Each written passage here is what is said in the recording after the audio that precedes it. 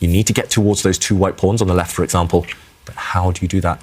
If white stabilizes, if white secures his knight in the center, then Magnus is just in control.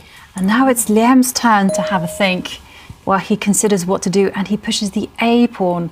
So he's got the same idea as you, David. He wants to attack the B pawn, but yeah, maybe too slow. It's very, very slow, and Magnus is now going to start jumping forward, attacking a weak pawn, that black pawn on the A5 square that Liem has just kind of put there as a target. Magnus is going to try and grab it. And suddenly it's Liem. He's playing with fewer pieces, remember. A rook is not as good as a bishop and knight. So black has 2 rooks, white has 3 pieces to play with. It's slightly easier the more pieces you have in general, despite what the pawn count is. And Magnus, he's insisting, he's stubborn, he's going after that black A pawn. And now 35-second time advantage. Yeah, maybe the clock will decide this game. On the board, it's still looking good for white, however. That moment where Magnus froze for 1.5 minutes, maybe he spent the time well, just choosing a safe variation. Yeah, and Liem now under a minute, 49 seconds on the clock, and he's just struggling both on and off the board. Oh, tricky times. He has to speed up. I mean, regardless of what he has to do. Okay, so he gives up the A pawn. Fine, but just keep on making those moves. Keep on putting pressure on Magnus. This pawn will be captured, however. Magnus, I think, is just going to take it back with his own pawn. The one thing that white should not do is exchange a set of rooks now. If you take with white's rook, then you're only left with your minor pieces. Normally, you want one of everything. Oh, wow, he really does push his rook forward and capture.